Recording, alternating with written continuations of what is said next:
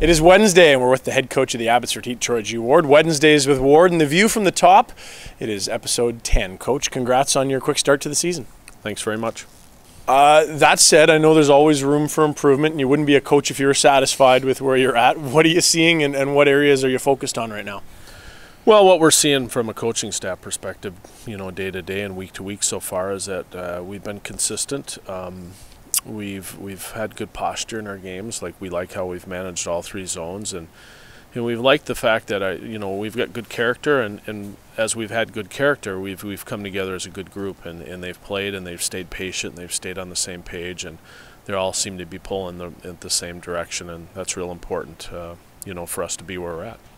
We saw a lot of home success early on this year. We weren't sure of this team on the road because there hadn't been a lot on the road. You just got back from one of your bigger road trips of the year, and it looks like you've got that same never say die attitude. You go 3 games in overtime in Texas in 48 hours. You pick up 7 of a possible 10 points. Were you happy with the results?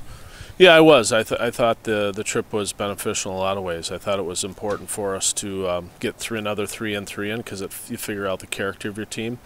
But a lot was made to the whole Texas part of it. I really liked the first portion because we had to kind of fly really quick after we played at home and then play in Rochester. That's a good hockey team in Rochester. I felt fortunate to come out of there. I thought Leland Irving was outstanding in that game. And then we went into Toronto, kind of where we'd finished up last year and didn't finish up that strong. We didn't play that well in there besides Game 1 in the playoffs, and I thought it was kind of it was a sequel to games 2 and 3 there. I didn't like our game there at all, and we kind of got socked right in the nose pretty good. And that was good for us. It was humbling, but I liked our response going into Texas. But I thought the 2 divisional games were really important for us.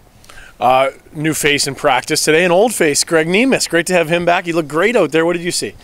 Well, it's nice to have him back. I mean, obviously, it just gives our team a different presence on the ice. He's 6'3", and we're a small team to begin with. So when you don't have him and Bouma and Alou out there on a consistent basis, we seem a little bit small at American League standards. But give our guys credit. We battle hard, regardless of this physical side of us. So I was happy to see Nemo. It was the whole team was pumped up for Nemo. It's been a long, long fall for him so far, and we've all been patient, and he's the one that's lived through the patience. So I was glad to see him out there.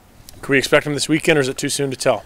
It's a little early to tell. I thought he did okay today in practice, but I wouldn't say he was great. But we didn't practice that long, because of our travel schedule and what we've been going through. So I wouldn't say that I felt real comfortable with him today, but I wouldn't say that I felt really like he's a long way away. He's right there. It's just a matter of putting him in at the right time and making sure that he's ready both physically and mentally.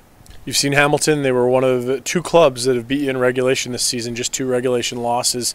What do you recall from this group, and what do you expect of them, given that you might have a target on your back at the top of the standings beyond just the divisional rivalry? Well, I liked their team. We did play them 3 and 3, and we were coming in from Lake Erie there, and they were at home waiting for us there. But I like their team. I think they have good size. I thought they played a good, hard game. They fought really hard. I've liked their goaltending. I think that guy's Mayer, is his name, is a good goalie, and they've got Dan back right now. So they've got good goaltending. I like their team, and they'll give us everything we want to have this weekend and even more. And it's a good test for us because we're coming off the road. We haven't had that many tests this year coming off the road, and last year, as we all know, that was a difficult test for us here. And I think it'll always be a difficult test coming off the road, but I like the timing of it, and I like our opponent. I think they're a good team. Finally, Yvonne Cornway will be in the house on Friday, and the dogs will be in on Saturday.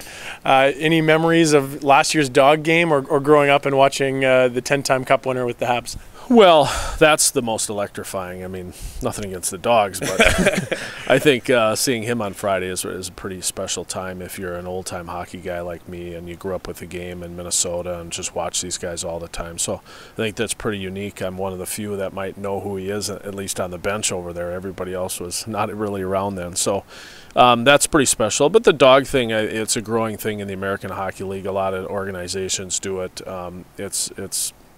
It's kind of where the society is today. It's a neat thing, and quite frankly, I embrace it. And ironically, these games are always quiet. I don't know how the dogs aren't barking and there isn't more noise in the stands, but it's a neat experience because obviously a dog's a man's best friend, so it's a good thing.